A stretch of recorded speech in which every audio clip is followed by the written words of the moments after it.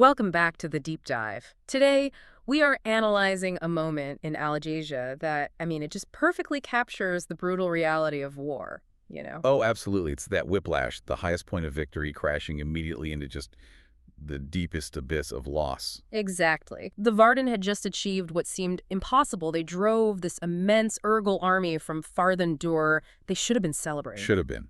But the mood just instantly turns to dread. And the sources describe it perfectly. They say the Varden were wounded at the height of our triumph. Right. This monumental win is just instantly overshadowed by the assassination of Ajihad, the Varden's leader.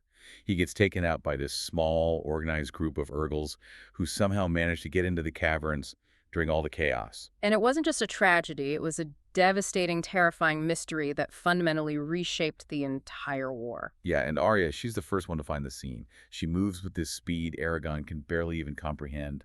But when Saphira and Eragon get there, they find Ajihad dead, surrounded by fallen Urgals. And the chilling part, the real realization, comes when they start checking the casualties. The twins and Murtaugh, three figures who are absolutely critical to the Varden, they're just gone.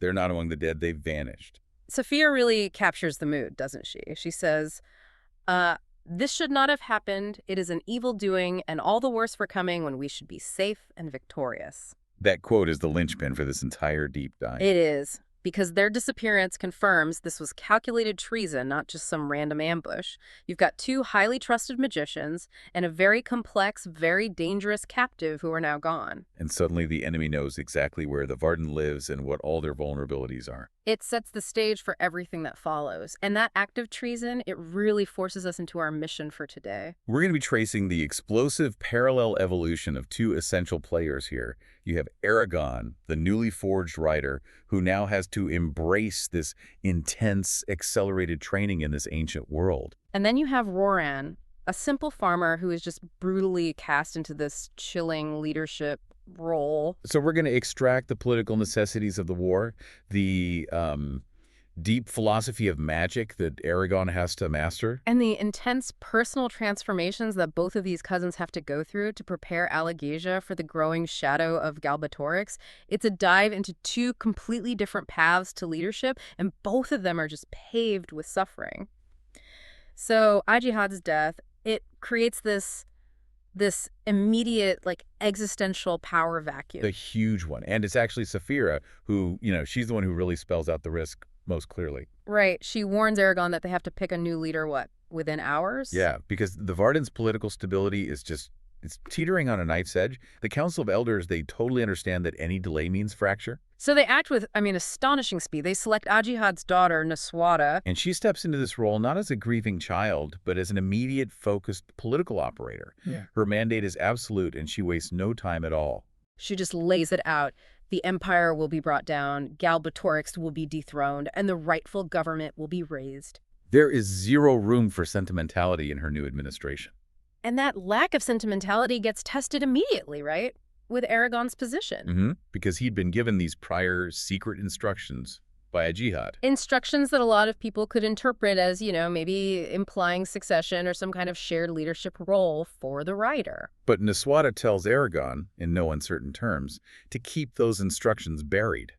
Keep them hidden. And this is just a moment of pure political realism from her.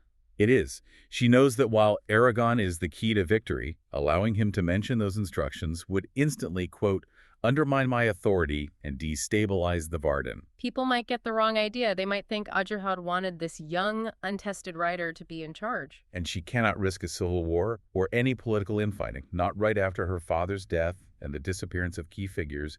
She has to be decisive. She has to be absolute. Or she fails her father, and she fails the Varden. Exactly. So it's this remarkable display of calculated ruthlessness. She accepts Eragon's loyalty, but she demands total discretion about anything that might threaten her singular command. And her first big strategic decision is to define what comes next for Eragon and Saphira, the diplomatic imperative. Yes, and the mission to the elves, it's really twofold. First, obviously, Eragon has to complete his training, which is now decades overdue. Right. And second, and this is maybe even more important, it is a vital diplomatic mission. We see King Hrothgar make this gesture. He gives Eragon his repaired armor. And he offers Saphira her newly restored dragon armor, which Naswada then instructs be held by the Varden in trust. It's a symbol. It's a symbol of faith, of investment. But the destination is Elismera, and the journey itself, it reveals just how profoundly isolated the elves have become. Yeah, Arya is the absolute key to this mission. Because ever since the fall of the Riders, the elves have surrounded their forest home, Duvelden Varden, with these powerful, ancient wards. And these aren't just magical shields, are they? No, not at all. They're arcane locks. They prevent any thought, item, or being from entering through arcane means. That's the critical detail. So you can't just teleport a messenger in. You can't send a magical message. It won't get through. Exactly. So Arya, as the only person who can physically enter and who is trusted by Queen Island Zadie, she is essential. She has to deliver Naswada's sealed message and convince the queen to commit to the war. That is a huge burden to put on her shoulders, especially right after her brutal captivity. A massive one. And it forces them to travel on the ground, even though Saphira could fly them there in just a few days. Naswada has to sacrifice speed for political balance. She does. She tells Eragon that King Hrothgar, the Dwarf King, insisted on a representative going with them, in the interest of fairness. Because Eragon's training, it affects the dwarves just as much as it does the elves. And that representative is Oric, the dwarf we've already seen fight so fiercely alongside Eragon. Right. And Eragon is initially kind of irritated by this, because Oric's presence means they're stuck on this slow, arduous ground journey along the Azragni to hit Arth. But it's a brilliant political strategy. It's fantastic. It ensures the dwarves stay invested, they feel respected, and they have a voice in the development of the new rider. Without Oric, the human-elf alliance might just leave the dwarves feeling isolated. And that political integration of Eragon into the dwarven structure gets cemented by Hrothgar's next move, which is just, it's unprecedented in Alagesia's history. Adopting Eragon into the Ingedum clan. It's more than just a political maneuver, though. It's this intense cultural honor. Oh, yeah. Oric confirms that the adoption is specifically designed to, quote, correct the imbalance of power that was created when Eragon swore fealty to Naswada. Because now he's a rider allied with a human, under the command of a human, that could easily alienate the dwarves. So this adoption brings him back into their fold. And when Eragon gets the helm with the Ingedum crest etched on it, he's initially suspicious. He's still looking at the world through this lens of political advantage. Exactly. He's thinking like a human vassal. But the honor here is astonishingly high. Adoption into Durgrimson Jedum Hrothgar's own clan, it gives him full clan rights. Which includes a voice in their council, an incredibly powerful political position for a non-dwarf. And the right to be buried with their dead. In a culture that values stone and eternity, the right to eternal rest with their ancestors is like the highest commitment you could possibly make. The ritual itself just shows how deep that commitment goes. It really does. Yeah. Eragon seals the pact by wetting the Nerlin, the heart of stone, with his own blood, all during this lengthy recitation in the dwarf tongue. And the Nerlian isn't just a rock. It represents the ancestral core of the clan. So by bonding his blood to it, Eragon is literally binding himself to the deepest cultural and spiritual traditions of the dwarves. He is no longer just an ally. He's kin. He's kin. And this act, it secures a crucial alliance for Naswada, but it also fundamentally changes Eragon's identity. It gives him this huge voice in dwarven politics, a voice he is definitely going to need later. So while Eragon is navigating all these ancient politics and spiritual rites deep underground, we shift to the surface. Back to his cousin Roran, who is facing this just a visceral, brutal fight for survival that completely redefines him. 5 months have passed since Scarrow's death. And Roran's reality, on the surface, it seems heartbreakingly normal. He is just committed to rebuilding his flattened farm, which is now all overgrown with grass and weeds. And his only reason for doing it is to get the status he needs to marry Katrina. He just wants a normal life. But the world refuses to give it to him. Yeah, his commitment to rebuilding is admirable, but then trappers and travelers start bringing news of escalating organized conflict. Right. The Urgles have mysteriously vanished. But now there are these calculated raids by non-brigands, these organized groups that burn goods and resources, but they don't steal them. Which is a clear sign of calculated military resource denial. It's not just banditry. And then you get the whispers of darkness. A shade haunting the northern territories. Red eyes, filed teeth. These are chilling signs of Galbatorca's dark reach expanding. But the threat becomes terrifyingly specific for Roran. He and Baldur, they discover that the strangers watching the valley are actually agents of the Empire. They're the Razak. The very same creatures who tortured his father, Garrow. And that realization just changes everything. They finally understand that Roran is the new target, now that Eragon has fled with The Brahm. Empire's not just going to let that family connection go. Initially, though, Roran suppresses this absolute burning desire for revenge. He knows he can't evade 30 men in the Razak, and he is desperate to avoid bringing disaster down on Carvahall. He clings to that restraint, but the Razaks get impatient. They start burning houses in the village, and that forces his hand. And this is the moment. This is the moment of Roran's absolute shattering transformation from a farmer into a warrior. Wielding his hammer, which from now on is basically an extension of his will, he leads the villagers, Baldur, Albrich, luring in this fierce, chaotic fight against the Empire's soldiers. And the source material details the sheer brutality of it. He hits one man in the face with the hammer's blade until he crumples without a sound. This is where the nickname Stronghammer is earned, through bloody, desperate action. And the price of that leadership is immediate and horrific. Roran gets injured by this crippling, rancid bite from a Razak on his shoulder, and his wrist is cracked protecting himself. The wound is described as turning spongy and white, caked with blood. Gertrude the healer, she just exclaims, "Oh my." It's a wound that's going to mark him physically and mentally forever. But the emotional toll is even worse. While he's fighting, Katrina is kidnapped. Betrayed by her own father, Sloane, who not only killed another villager, Bird, but sold out his daughter and his entire community. The weight of losing his home, his father, and now his future wife, it just changes Roran drastically. And his physical appearance starts to reflect that internal torment. He gets this haunted appearance, and the descriptions of his eyes are just remarkable. They boil like molten steel, full of loss, rage, and an obsessive craving for vengeance and rescue. He realizes staying is suicide. He has to mobilize his people to escape. And he becomes Stronghammer the rhetorician. He uses this powerful, frantic language to convince the terrified villagers to leave everything behind. He lists the slain bird, Quimby, Parr, so many others, and he threatens them with the fate of slavery and a land sown with salt if they stay. He is howling, manic. But he's effective because he channels their fear into action. And the sources really emphasize the depth of the communal sacrifice that's required to follow him. Horst, the village blacksmith. Yeah, he agrees to give up his ancestral tools. A legacy that took 7 years to finish. It's this agonizing decision that shows the absolute necessity of abandoning their history for an uncertain future. And his first unwavering follower is a symbol of that cost. Birgit, the widow of Bird, who vows revenge and rallies others to Roran's desperate cause. And the stakes are quantified when Roran confirms the huge bounty on his head, 10,000 crowns. And an earldom for Eragon. This confirms their family is central to Galbatorix's attention. They can't hide anymore. Roran realizes their only safety is distance. So he secures passage for the whole village with Jayod Longshanks, Brahm's old friend, now a bankrupt merchant, and Captain Clovis on the Dragon Wing and the Red Boar. And he has to mislead Clovis by calling the villagers livestock, just to prevent the captain from refusing this dangerous cargo. Predictably, Clovis gets suspicious and tries to mutiny with a belaying pin. Roran just brutally defeats him. Yeah, he proves his command and his willingness to use force to maintain control of the barges. He tells Clovis, "I'll do anything to keep them, anything." This is the cold, desperate pragmatism of a true leader. He knows he's the only thing standing between his people and the Empire. But their survival ultimately hinges on this critical strategic insight they gain out on the sea. While they're fleeing, Gertrude observes something key about their pursuers.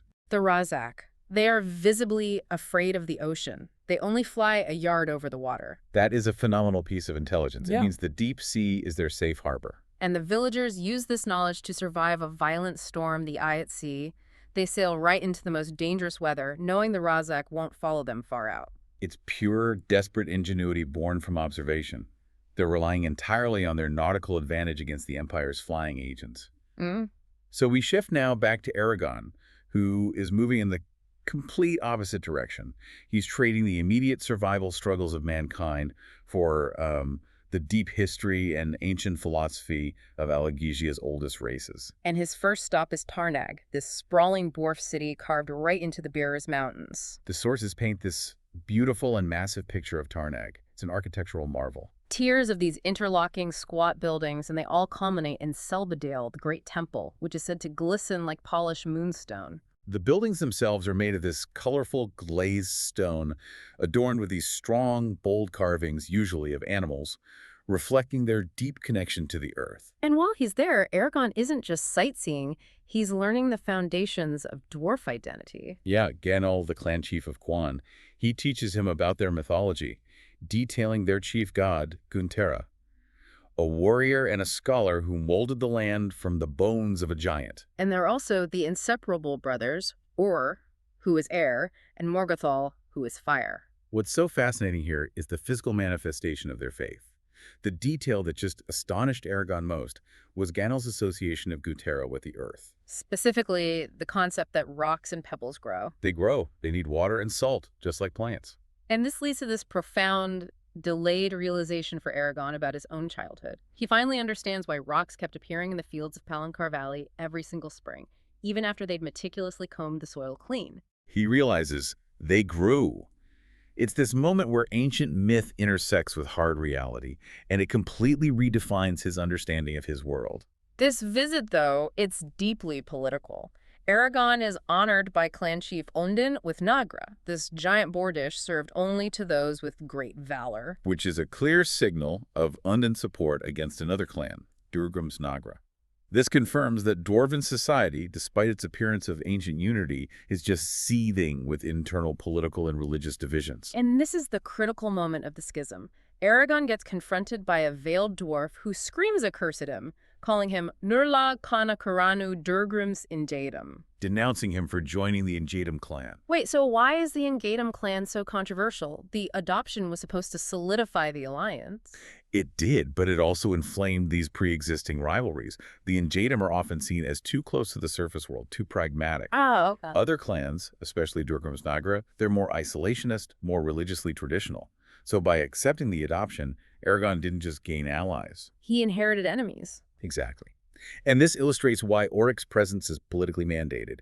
He is there to mitigate these deep divisions and to ensure the Dwarven contribution to the war isn't undone by all this internal feuding. The alliance is crucial, but it is not monolithic. So after navigating the stone politics, they move on to the elven sanctuary. They enter Duveldenvarden, the guarding forest, but only after being granted passage by Gilderian the Wise, who appears sheathed in this brilliant ray of light. Which just confirms the raw arcane power that's protecting the elves. And entering the elven lands is like stepping into a different dimension. Elven culture reflects their timelessness, their architecture and their tools. They aren't built. They're sung from living trees and plants using the ancient language. It's a physical manifestation of their magical connection to nature. And this longevity, it dictates their social customs, too. Non-marriage is common, and children are so rare that they're considered the ultimate vow. And their strict refusal of meat, seeing it as barbaric to make animals suffer, is this massive cultural shock for Eragon, who comes from a world where eating meat is a symbol of status and luxury. It challenges his baseline morality. And while he's among the elves, Eragon encounters something truly ancient and profoundly tragic: the Minoa tree. He senses an immense entity with this colossal psyche, something that dwarfs even Oromis's vast intellect. This sentient being is a living testament to the weight of immortality. Arya recounts the heartbreaking legend of Linnea, an elf, who, years before the Dragon War, murdered her young lover in this desperate attempt to preserve her own beauty and youth. Overwhelmed by eternal guilt, she sought out the oldest tree and sang herself into the tree.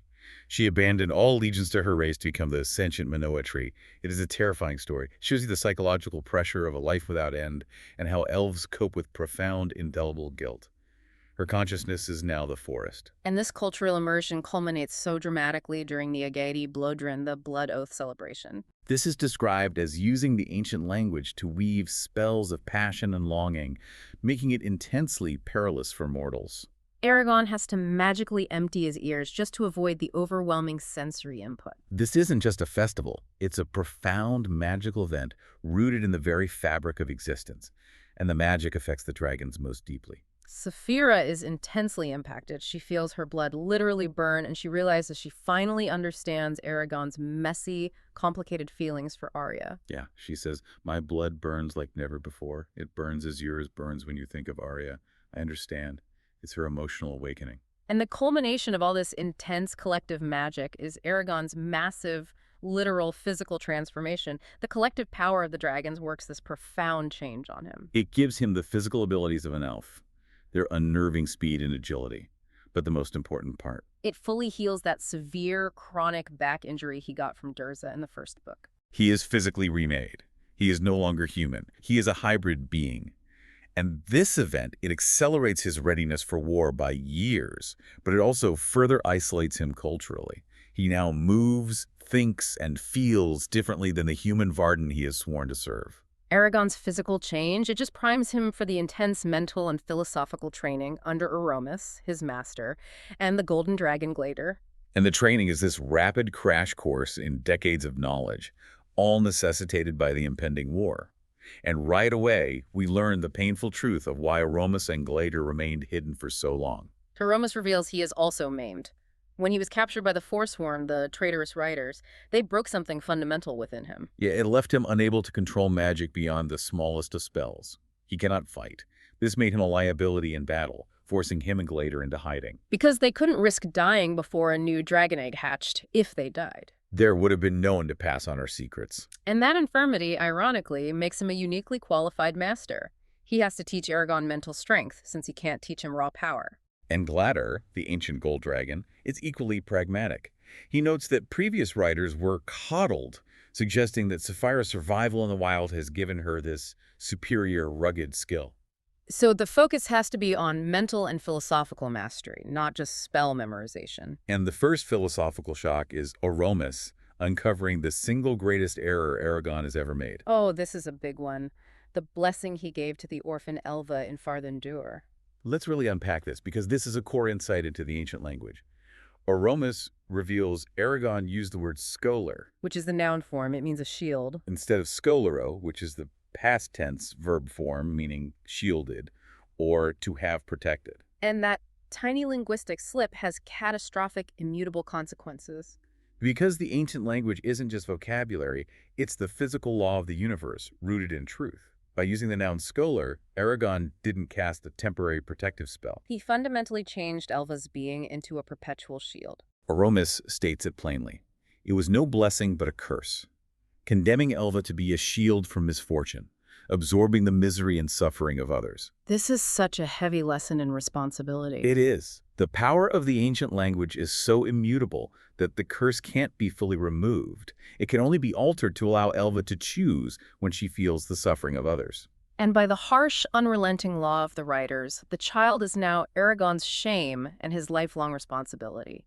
He is spiritually and morally bound to this child he accidentally cursed. And with that lesson in linguistic power established, the practical training begins, focusing heavily on mental warfare. Eragon's meditation is so intense, he's forced to connect with the primitive consciousness of the whole forest, feeling the life of ants, squirrels, birds. It's an overwhelming deluge of sensory input. So what's the strategic payoff for this psychic overload? Oromis explains that this mental acuity is necessary to detect and exploit minute flaws in an enemy magician's mental armor. If you can feel the life force of a beetle, you can certainly spot a tiny gap in a human mind. But there's a deeper emotional benefit too, right? Oromis says that dipping into this pool of minds, while it's invasive and tiring, helps Eragon to understand what drives people. It breeds essential empathy and compassion. It forces him to see the world not just through his own eyes, but through the consciousness of everything around him. And this empathy radically changes Eragon's worldview. Oromis tests him by challenging his simplistic view of Urgals. Right, Eragon just says he only needs to know how to kill them. And Oromis responds by urging him to understand their history and why they fight, reminding the young writer that your enemies may have to become your allies. Which is a revolutionary concept for Eragon, who only sees them as brutal monsters, and it perfectly foreshadows Naswada's later decisions in the war. It's all about strategic empathy. And these philosophical lessons, they have immediate, tangible, personal consequences. Influenced by his mental connection with the animals during meditation, Eragon finds the thought of eating meat completely revolting. It's no longer just a matter of cultural difference, like he saw with the elves. It becomes a moral imperative for him. He realizes that since he has gained the ability to better himself and choose his path, he shouldn't cause unnecessary suffering. This is a dramatic cultural shift for a boy raised on a farm where meat meant survival and status. Mhm. He is abandoning a core component of human culture in favor of his new, enlightened perspective. And his mental conflict is perfectly reflected in his magical training, when he tries to create his first magical image of Faith. The image of a pine tree comes out blurred, reflecting his deeply distracted, conflicted mind. It's the ultimate diagnostic tool. Magic doesn't lie. It shows the true state of your soul. So when he finally creates a perfect Fairth of Arya, she immediately destroys it. And Oromis has to step in and explain why. The Fairth revealed the depth of your infatuation, and it genuinely frightened the ancient elf, who sees Eragon as a child, regardless of his new physical prowess. That obsession is dangerous in a war fought with magic. And the training ends not with a spell, but with this challenge of faith that puts the philosophical nail in the coffin of his old life. Oromis asks the profound question, what is good? And then he raises this revolutionary, almost heretical idea. If gods created a world rife with death, sickness, poverty, tyranny, then They should be rebelled against and overthrown, not revered. that is a massive moral weight to put on a teenager. Oromis is asking Eragon, and by extension you, the listener, when does moral duty end and the justification for revolution, even against the creators of the universe, begin? It compels Eragon to reconsider the very nature of morality, power, and his role in this broken world. The philosophical lessons end abruptly because the war machine, it just waits for no one. Back in Serda, where the Varden has relocated, Niswada is intensely focused on preparing for the inevitable Empire attack. But she has to contend with the eccentricities of her host, King Orin. King Orin provides this brief and frankly kind of amusing respite from all the grim military planning. He's dedicated to scientific experiments. Right. He's spending his time inverting a glass tube of quicksilver to prove a vacuum exists, and sometimes it results in minor explosions. It's the perfect illustration of how different people cope with the crushing demands of war. Orin even admits this research is essential to maintain his sanity. He needs his occasional peace and quiet. Niswada, however, remains intensely practical and focused on the war economy. She takes charge of Duvrangurgata, the collective of Varden magicians, who previously acted as independent practitioners. And she orders Triana to use magic to mass-produce necessary items, even something as simple as lace, and to invent new magical techniques to support the war effort. She is shifting the magicians from independent contractors to a cohesive, essential fighting unit. Her nascent authority is then quickly put to the test by the unsettling return of Elva, the child cursed by Eragon. The child appears in Niswada's quarters and predicts an attempt on Niswada's life. And Elva's prediction is validated immediately. She tackles Niswada, causing a projectile weapon to miss its mark by mere inches. The child is horrifyingly powerful, speaking with the cold, terrible voice of an adult because of the curse. It unnerves everyone, including Orin's prime minister, who calls her an abomination. She is a shield, regardless of her own comfort. And Niswada, with her typical pragmatism, realizes she needs a trustworthy and powerful guardian who is immune to Elva's disturbing influence. So she appoints Angela the herbalist as Elva's caretaker. And when Eragon finally arrives from Elsmera, knowing the Rider's Law, he immediately kneels before Elva, apologizing mentally and verbally for cursing her. And Elva's response is just devastatingly cold. It confirms Oromis's lesson about the price of the ancient language. She just stares at Niswada and asks, "Are you strong enough, Niswada?" before accepting Eragon's apology with this terrifying, knowing coldness. Eragon understands at that moment that she is his permanent, heavy moral burden. The time for personal issues is short, though. Eragon learns through scrying of the imminent Empire attack, which prompts his urgent departure from Elsmera. Queen Elanzidi agrees, viewing it as the will of fate that Eragon must fight. The Varden mobilizes for the Battle of the Burning Plains. And Niswada makes another major strategic decision that puts Oromis' lessons to the ultimate test. She brings the giant Urgal warriors, including Garzvog, into the Varden line. Yeah. And this goes against the strong opposition of allies like Eragon and Auric. She argues that she cannot let personal grudges interfere with necessity. War requires difficult choices. She needs those massive warriors. So Eragon is forced to touch Garzvog's mind, and he finds it raw, brutal, and rigidly structured by hierarchy. But he also hears a plea. See if we are truly the monsters you call us. Eragon is forced to acknowledge the humanity, or at least the complexity, of his enemy. The battlefield is just this chaotic, desperate scene of alliance. Roran and the Carvahall villagers arrive dramatically on the burning plains via the Dragon Wing, providing this crucial, unexpected advantage. And Hrothgar and the dwarves arrive to fight alongside the Urgals, the humans, and the Varden forces. But the tide turns swiftly to disaster. In the midst of the fighting, King Hrothgar is killed. And then, the true treachery is revealed. Eragon faces the enemy rider, and the swordsmanship is eerily familiar. He recognizes his foe. It is a Murtaugh, riding the powerful red dragon, Thorn, alongside the traitorous twins. Who are described as grinning and laughing as they slaughtered the men with whom they once pledged solemn friendship. The political treason from Farthendur has fully manifested on the battlefield. And Eragon, empowered by his elven transformation and desperate to avenge Hrothgar, fights Murtaugh savagely. He recognizes the specific flourishes of his opponent's sword and manages to unmask him. And Murtaugh confirms the Varden's worst fears. He was captured, tortured, and forced to serve Galbatorix. The king extracted critical secrets about Sapphira and the Varden's strategies.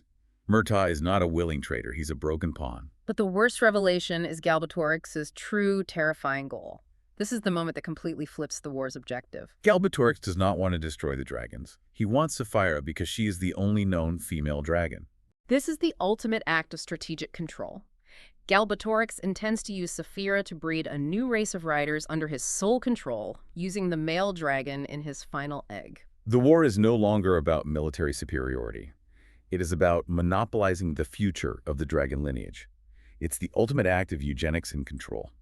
He is planning for a 1,000-year dynasty. And then the final familial bomb drops. Murtaugh reveals that he and Eragon share a mother, Selena Morzan's consort, confirming Eragon is Morzan's son. Everything Eragon thought he knew about his parentage and his identity is just shattered. The battle ends with Eragon escaping, overwhelmed and shattered, but he's found by Roran, which leads to this crucial moment of reckoning. Roran confirms he knows about Eragon's role in Garrow's death, calling it an inescapable fact, but he asserts we are equally guilty in causing the Varden's troubles. They reconcile not as heroes, but as wounded brothers sharing the same catastrophic fate. Roran, however, has a single urgent focus, Katrina. Eragon uses scrying to confirm she is alive but imprisoned in Helgrain, the Rizak's lair near Drosleona. In a moment of absolute commitment to his blood tie and his new role as a protector, Eragon pledges to Roran to accompany him to Helgrind, kill the Razak, and avenge our father. And that final statement is so complicated. He's avenging Garrow, the only father he ever knew, by accepting his destiny as this force of revolution. So let's quickly break down where this massive deep dive leaves our two heroes and the Varden. Yeah, where are we at the end of all this? Eragon is. He's physically an elf, healed and powerful, yet he's carrying this catastrophic moral burden of the Elfa curse. And the political baggage of being Morzan's son. The blood of the Forsworn flows through his veins. And Roran is the perfect counterpoint. He's a strong-willed leader, forged by sheer necessity, carrying the physical wound of the Razak White. And driven by this obsessive, visceral quest to rescue Katrina. The Varden, meanwhile, have paid a huge price. They've lost both Ajihad and the irreplaceable King Hrothgar. But they have gained the tactical alliances of the dwarves and, controversially, the massive strength of the Urgals. And the fundamental threat has shifted so dramatically. Murtaugh revealed that Galbatorix seeks to rebuild the Riders using Sapphira. The war is now about controlling the destiny of the dragon race, not simply winning battles. It's an ideological war for the future of Alagaësia. Which brings us to our final provocative thought for you to carry forward. Murtaugh revealed that Galbatorix frames his ultimate vision not just as tyranny, but as a path to peace. Right, uniting Alagaësia under a single banner and eliminating the constant need for petty wars between the races. This narrative complicates the fight immensely. If the enemy genuinely believes his end goal is stability and unity, the dilemma for Eragon becomes vastly more complex. Is his fight still a simple quest for vengeance and freedom? Or must he now reckon with Galbatorix's stated desire for a united realm and the future of his own race? All while facing his newly discovered brother, a captive pawn, in the next phase of the war. The path to Helgrind is now a journey not just for rescue, but for defining what a moral, free future truly looks like.